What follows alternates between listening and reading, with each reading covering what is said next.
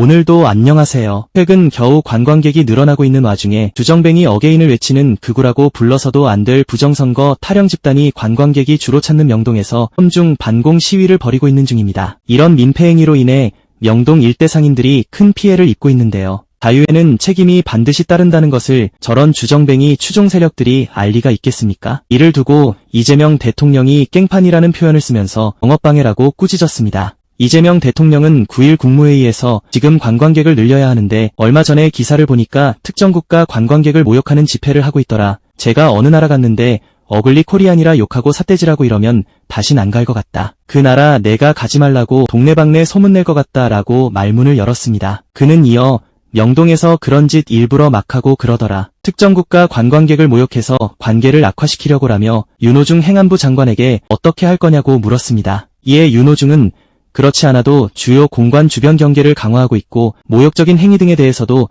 집회 주최자들에게 경고하고 있다. 구체적으로 고소 고발이 있다면 입건해서 수사하고 있다고만 답했는데요. 그러자 이재명 대통령은 경고 정도로는 안 될 것 같다며 관광객들 상대로 겨우 어떻게 해서 물건도 어떻게 팔고 살아보려고 하는데 그걸 가지고 깽판 쳐가지고 모욕하고 내쫓아서 그거 어떻게 해야 하는 거 아니냐. 기존 제도로 제지할 방법이 없나. 영업방해나 업무방해 아니냐라고 물었습니다. 이에 윤호중은 업무방해 관점은 굉장히 신선한 접근이라며 표현의 자유라는 나이브한 답변을 했습니다. 그러자 대통령은 깽판 쳐서 손님 내쫓으면 업무방해 아닌가. 가게 안에 들어온 사람만 내쫓으면 업무방해인가라며 그게 무슨 표현의 자유냐. 깽판이다. 어쨌든 그 문제도 고민해야 한다고 주문했습니다. 부정선거 타령을 우겨대는 그들의 깽판은 이날 저녁에도 명동에서 그대로 이어졌습니다. 저들 집단은 자신들이 마치 애국자라도 되는 양 태극기를 항상 손에 들고 다니는데요. 그러면서 명동을 찾은 전 세계 관광객들에게 공포와 혐오감을 조장하고 있는 것이죠. 최근 K-팝 데몬 헌터스로 관광객이 늘어나고 있는 와중에 주정뱅이 어게인을 외치며 중앙선관위 해체하라는 소리를 떠들어댔습니다. 저들에게 보통 극우 호칭을 붙이고 있는데 극우 호칭을 절대 붙이면 안 됩니다. 극우는 자기 나라와 민족에 대한 우월성을 외쳐대는 것이 당연한데도 저들은 성조기를 흔들며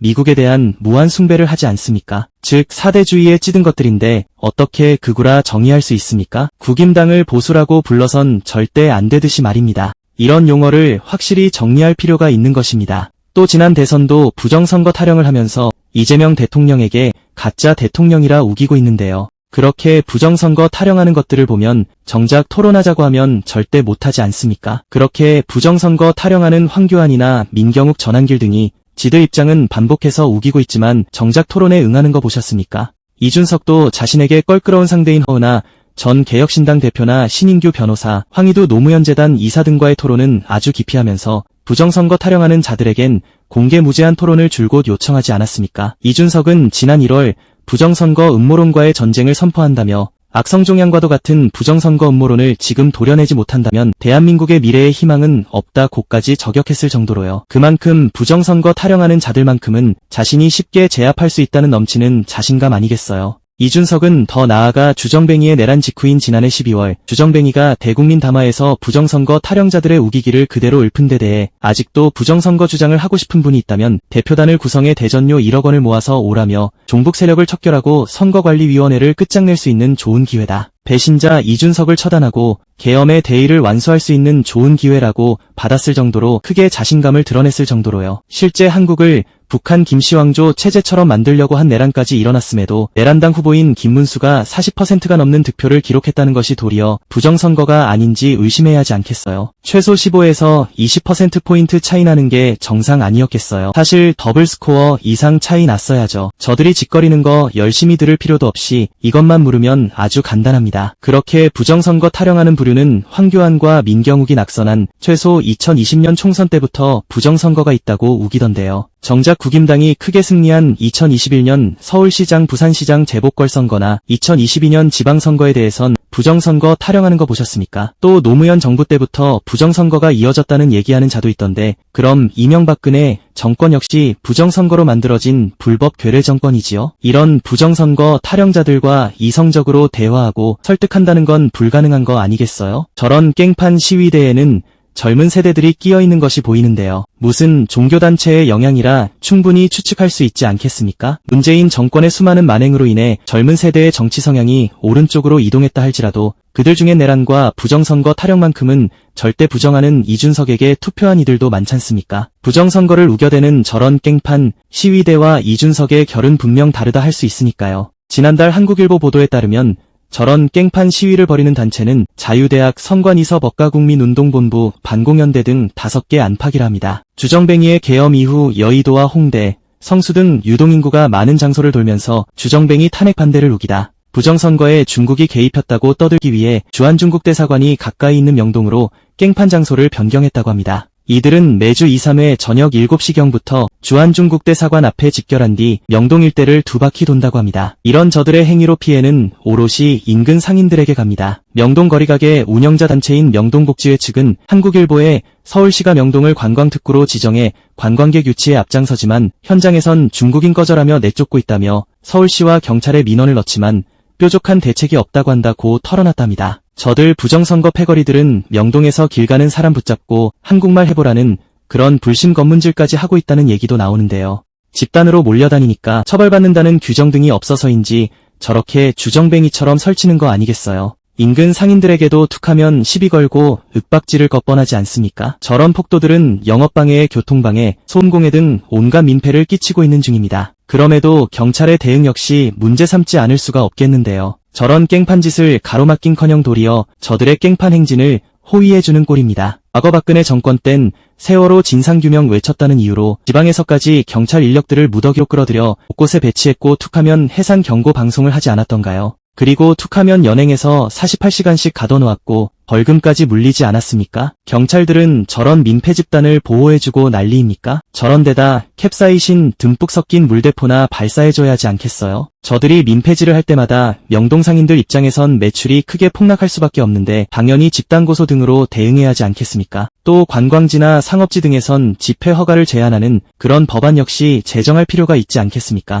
애꿎은 이들에게까지 민폐를 끼치는 건 절대 표현의 자유라고 규정할 수 없지 않습니까? 이재명 대통령이 그동안 수없이 강조해왔듯 행위에는 책임이 따른다는 것을 저들 폭도들에게 똑똑히 알려줘야 하지 않겠습니까? 그렇게 자유 타령하는 놈들은 정작 자유엔 책임에 따른다는 것은 무시하고 있는 겁니다. 폭동이나 내란 선동, 허위사실 유포 등엔 당연히 책임을 져야 하는 것이고 그에 따른 처벌도 따라오는 거죠. 중국을 싫어하든 그런 건 개인의 자유죠. 실제 국내엔 중국 좋아하는 사람이 얼마나 되겠어요? 그러나 돈스러운 관광객의 돈은 상인들 입장에서 최대한 뽑아내야 하는 거 아니겠어요? 외화벌이 10원도 못하는 것들이 니들이 명동 상인들 물건 하나라도 팔아줍니까? 저들의 민폐짓이 국가외교에도 악영향을 끼칠 수밖에 없는 거 아니겠어요? 정작 중국과의 수교는 어떤 정권이 했던가요? 원조 내란 수계 부두목격이라 할 수 있는 노태우 정권 때 한 거 저렇게 민폐짓하는 부류 중에 몇 명이나 알고 있겠어요. 또 주정뱅이 정권 전까지 중국에서 가장 많은 무역 흑자를 쓸어 담았다는 그 쉬운 사실도 말입니다. 그렇게 기업 자유 타령하는 놈들이 말이죠. 또 박근혜는 임기 중인 지난 2015년 9월 항일 전쟁 및 세계 파시스트 전쟁 승리 70주년 기념행사, 즉 전승절 행사에 참석한 적이 있습니다. 이를 두고 미국에서 대놓고 불편한 심기를 드러내지 않았습니까? 당시 국회 외교통일위원장이었던 나경원은 라디오 방송에서 박근혜의 전승절 참석을 두고 바람직할 수 있다고 생각한다며 중국의 항일 전쟁 승리 70주년이기 때문에 우리의 광복 70년과 맞닿는 명분을 갖고 있다고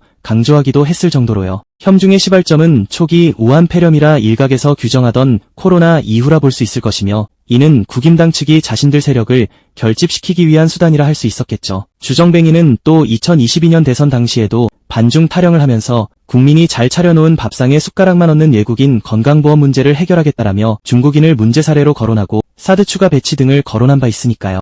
또 다른 계기는 주정뱅이의 망상 담화가 그 시발점이 아니었을까요? 주정뱅이는 국회 탄핵 직전 대국민 담화에서 민주당을 겨냥해 국가안보와 사회안전까지 위협하고 있다. 지난 6월 중국인 3명이 드론을 띄워 부산에 정박 중이던 미국 항공모함을 촬영하다 적발됐다며 이들의 스마트폰과 노트북에는 최소 2년 이상 한국 군사시설을 촬영한 사진들이 발견됐다고 한 바 있습니다. 주정뱅이는 또 지난달에는 40대 중국인이 드론으로 국정원을 촬영하다 붙잡혔다며 이를 내란 선포 정당화 근거로 든 것인데요. 그런 주정뱅이의 소리들을 듣고 주정뱅이빠들은 트럼프가 마치 부정선거를 수사해 밝혀내고 옥중에 있는 주정뱅이를 구출해낼 것이라는 트럼프 메시아 망상에 오랜 기간 젖어있게 한 것 아니겠습니까? 얼마 전에 열린 한미정상회담 전까지만 해도 말이죠. 빤스 전광훈의 유튜브 채널에선 트럼프 대통령이 윤석열을 구출한다는 제목의 영상을 올리고 전한길 역시 자신의 유튜브 채널에 전환길이 트럼프 대통령께 보내는 편지라는 제목의 영상에서 재임 기간 노벨 평화상을 우리 윤석열과 나란히 수상할 수 있기를 소망하고 기도하겠다라고 한 바 있었을 정도로 말입니다. 박근혜가 국정농단으로 쫓겨난 이후